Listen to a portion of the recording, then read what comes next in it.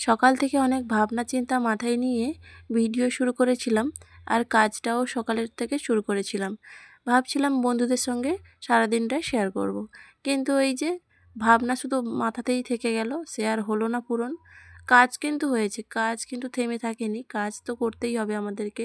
আমরা যেহেতু গৃহবধূ, যতই কষ্ট হোক যাই হোক না কেন, তবু আমাদের কাজ, রান্না বান্না, ছেলে মেয়েদেরকে খাইয়ে স্কুল পাঠানো, এগুলো তো আমাদের দায়িত্বর মধ্যে পড়ে। যতই আমাদের শরীর খারাপ হোক আর যাই হোক, আমাদের এই কাজগুলো কোনো দিনও থেমে থাকবে না, তাই না?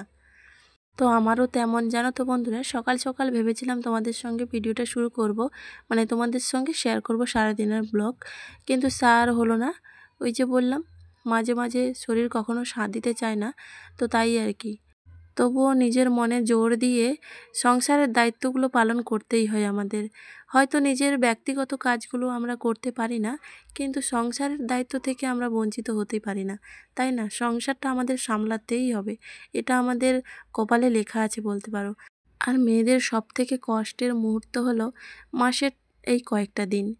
এটা মনে হয় সব মেয়ের কাছে হয়তো বা কষ্টের নাও হতে পারে, কিন্তু আমার কাছে তো এই কয়েকটা দিন ভীষণ কষ্টের হয়। তবুও আমাদের সংসারের দায়িত্ব থেকে তো আর এড়িয়ে যাওয়া যায় না, সেই রকম আর কি। সকাল থেকে ভাবনা চিন্তা নিয়েছিলাম সমস্তটা শেয়ার করব তোমাদের সঙ্গে, কিন্তু ওই যে শরীরটা এতটাই খারাপ হয়ে গেল, সেই জন্য তোমাদের সঙ্গে শুধু এই সকালটুকু শেয়ার করতে পেরেছি, কিন্তু আর পরে তোমাদের সঙ্গে কোনো কিছু শেয়ার করতে পারিনি। তাড়াহুড়ো করে সব কিছু কাজ করে নিয়েছিলাম, রান্না বান্না করে কোনো রকমে ছেলে মেয়েদেরকে খাইয়ে স্কুল পাঠিয়ে দিয়ে চুপচাপ সারা দিনটা আমি শুয়ে শুয়েই কাটিয়ে দিয়েছি। কারণ ওই যে মাসের কয়েকটা দিন আমাদেরকে এতটাই দুর্বল করে দেয় যে বলার মতন থাকে না, তাই না বলো? তো আমার তো তাই হয়, আর কার কীরকম হয় সেটা আমি জানি না। তবে আমার ব্যক্তিগত কথাটা তোমাদের সঙ্গে শেয়ার করলাম, আমার কিছু কষ্টের কথাগুলো তোমাদের সঙ্গে শেয়ার করলাম বন্ধুরা। অনেক কিছু বলে ফেললাম, তোমরা কিছু মনে করো না।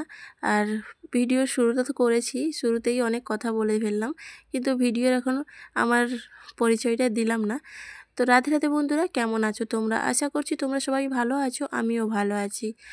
আবারও চলে এলাম তোমাদের সামনে নতুন একটা ভিডিও নিয়ে। পূর্ব মেদিনীপুর জেলার ছোট্ট একটা গ্রাম থেকে আমি প্রণীতা। আমার এই ছোট্ট পরিবার মা ছেলের স্বপ্ন চ্যানেলে তোমাদের জানাই অনেক অনেক স্বাগত আর অনেক ভালোবাসা। ভিডিওটা শুরু করেছিলাম কিন্তু আমি মঙ্গলবার সকাল থেকে শুরু করেছিলাম, কিন্তু সেটা আর শেষ করতে পারিনি। তাই জন্য চলে এলাম তোমাদের সামনে বুধবার দিন রান্নাবান্না হয়ে গেছে। তো এখন প্রায় 11টার মতন বাজে। তো রান্নাবান্না তাড়াতাড়ি আজকে সেরে নিয়েছি, কারণ একটু দোকানে যেতে হবে। তাই জন্য রান্নাবান্না সেরে ছেলেমেয়েদেরকে খাইয়ে স্কুলে পাঠিয়ে দিয়েছিলাম। তারপরে দোকানেও একটু গিয়েছিলাম, দোকান থেকে ফিরে এসে তোমাদের সঙ্গে ভিডিওটা শেয়ার করছি। আর এই যে গ্যাস ট্যাস মোছামুছি এখনও কিছু করা ছিল না, সেই জন্য এখন গ্যাস ট্যাসকে মুছে নিচ্ছি। মানে রান্না করে সব কিছু রেখে দিয়ে চলে গেছিলাম। কারণ কেন বলো তো, আর একটু দেরি হয়ে গেলে তখন দোকানদারি যদি বন্ধ হয়ে যায়, তখন আমার মানে যেটা দরকারি জিনিস সেটাই নিয়ে আসা হবে না। আর বাড়িতে সার্ফও ছিল না, আর ওই বাসন ধোয়ার জন্য সাবান টাবান বেশ সব কিছুই শেষ হয়ে গেছিলো। সেই জন্য ভাবলাম দোকানে যখন যেতেই হবে তো ওগুলো নিয়ে এসে তারপরে কাজগুলো করব, তাই না? তো সেই জন্য চলে গেছিলাম দোকানে, ছেলে মেয়ে স্কুলে যাওয়ার পরে। ওই দোকান থেকে এসে সব কিছু ধোয়াধুয়ি মোছা করে নিলাম, গ্যাসটা মুছে ওইদিকে বাসন কটা ছিল সেগুলোও ধুয়ে নিলাম। আর এইদিকে সার্ফ নিয়ে এসেছিলাম, আর একটা হিমালয়ের নিম ফেস নিয়ে এসেছিলাম, ওটাই তোমাদেরকে দেখাচ্ছি। নিম ফেসগুলো ছিল কম দাম, কিন্তু এখন পুরো 95 টাকা হয়ে গেছে, সেটাই তোমাদেরকে বলছিলাম। জানো তো কী যে দাম বাড়ছে জিনিসপত্রের, কি বলবো।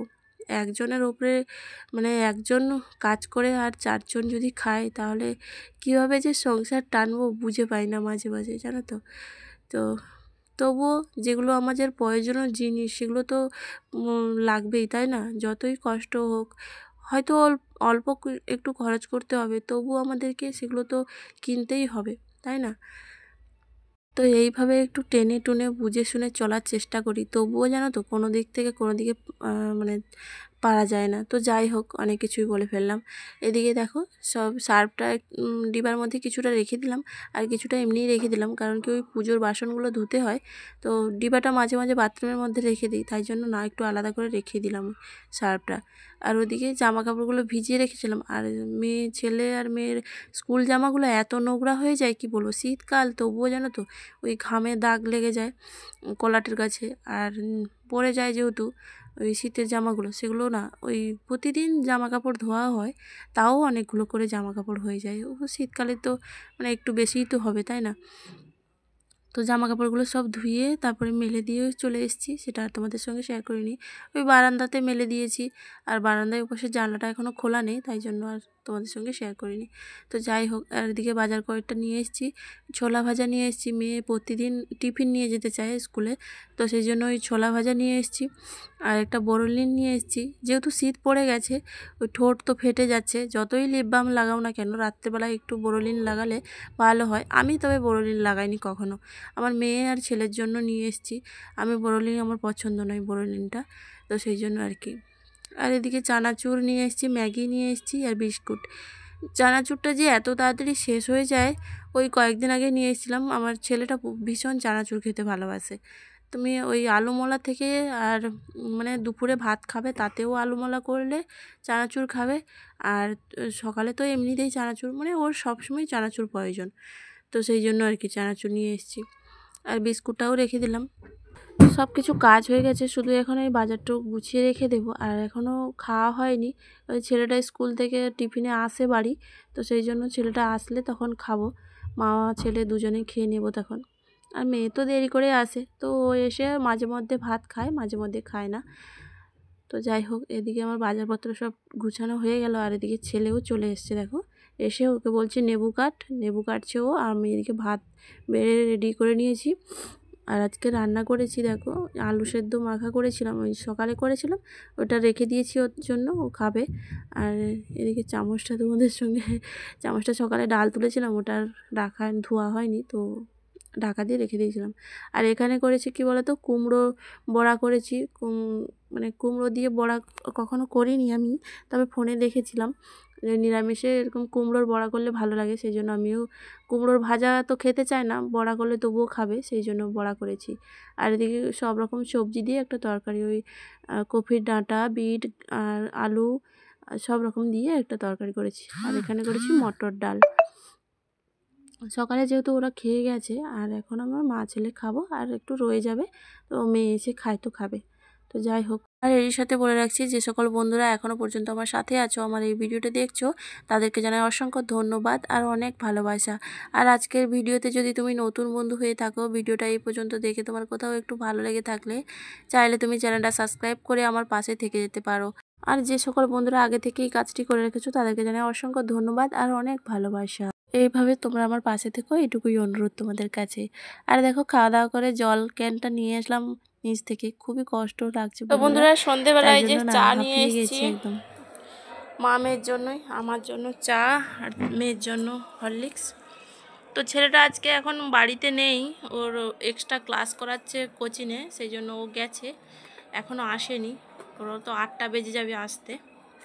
তো সেই জন্য এখন মা মেয়ে চা খাচ্ছি। ওকে বলছি পড়তে যেতে, ও বলছে যাবে না, দেখি যদি যাই জোর করে পাঠিয়ে দিয়ে আসবো। তো চলো এখন চা খাই, তারপরে একটু বাজারেও যেতে হবে, বাজার করে আনতে হবে। 8 দিন আগে সবজি বাজার নিয়ে এসেছিলাম, আজকে বুধবার, আবার 8 দিন হয়ে গেল। বাজারে গেছিলাম, চালটা তো কয়েকদিন ধরে নিয়ে এসেছি, নষ্ট হয়ে যাচ্ছে, তো সেই জন্য আর কি। গুড় নিয়ে এসেছি, এটা অবশ্য খেজুর গুড় নিয়ে এসেছি, চালটা আচার করব। আর মেয়ে তো কয়েকদিন ধরে ধাত্রি করে মাথা খারাপ করে দিয়েছে, ধাত্রি নিয়ে এসছে এই যে। আর এগুলো টক লেবু নিয়ে এসেছি, মানে আমাদের এদিকে গড়া লেবু বলে, তো নিয়ে এসেছি, রস বের করে রাখবো টক খাওয়ার জন্য। আর এখানে সবজি কয়েকটা নিয়ে এসেছি আর কি, ফুলকপি আলু, হ্যাঁ ফুলকপি আলু, বাঁধাকপি, কুমড়ো, এগুলো, কচুর দাম আজীবন সেই 50 টাকাই থেকে গেল। দেখো, নিজে না বেছে নিলে এরকমই হয়। দেখো, দোকানি বেছে দিয়েছে, পচাটা দিয়ে দিয়েছে। মানে একটু যে বেশি দিয়েছে তার তার মূল্য হচ্ছে এইটা। বেশি যেটা মাপ করে দিবে সেটা যে কোনো জিনিস একটা নষ্ট থাকবেই। তো চলো, এই বাজারপত্র নিয়ে এসেছি। পড়তে পড়তে এই যে রান্নাঘরে চলে এসছে। আমি যেখানেই থাকবো ওরা তো ওখানেই যাবে। বাজার থেকে এসে এই যে বাজারটা যেতে গুছিয়ে নিয়েছিলাম, তারপরে ওরা পড়ছিল, ছেলে মেয়ে পড়ছিল, আমি বসেছিলাম। তো আজকে না অনেক রাত হয়ে গেছে খেতে, জানো তো। এখন বাজে প্রায় 11টা 12 হয়ে গেছে। তো 11টা 12। তো এখন এই যে মেয়েকে ওষুধ খাওয়াচ্ছিলাম, ওর ওষুধগুলো খেতে খেতে আমার এই যে থালা বাসন ধোয়া হয়ে গেছে।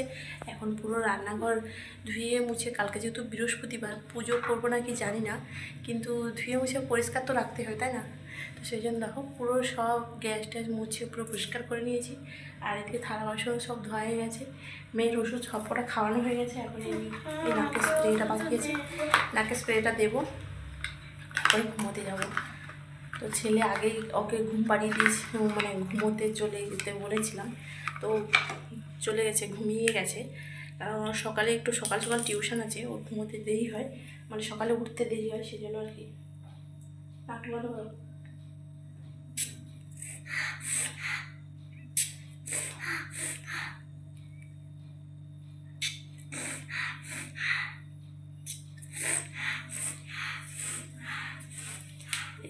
একটা ওষুধ নিতে অনেকটা টাইম লাগে আমার মেয়ের। মানে এইসব ওষুধ তো আর সঙ্গে সঙ্গে দেওয়া যায় না। এটা আর একটা, এটা এই ওষুধটা, দুটো ওষুধ আলাদা আলাদা। এটা 10 মিনিট পরে আগে দিতে হয়, এটা 10 মিনিট পরে দিতে হয়। তারপরে আরও দুটো ওষুধ আছে, সেগুলো খাবে, তারপরেই তো যাবে। তো তখনই আমার কাজগুলো হয়ে গেছে। তো আধ ঘন্টা লাগে ওকে ওষুধটা খাওয়াতে দিতে, এটা আধ ঘন্টা লেগে যায়। তো যাই হোক, এখন খাওয়া দাওয়া হয়ে গেছে, এখন ঘুমোতে যাব, সব কিছু কাজ হয়ে গেছে। নিয়ে নিয়েছি জল, তো এখন ঘুমোতে যাব, মেয়েও চলে গেল। তো চলো আজ আসি, সবাই ভালো থেকো, সুস্থ থেকো, আবার দেখা হবে। শুভরাত্রি।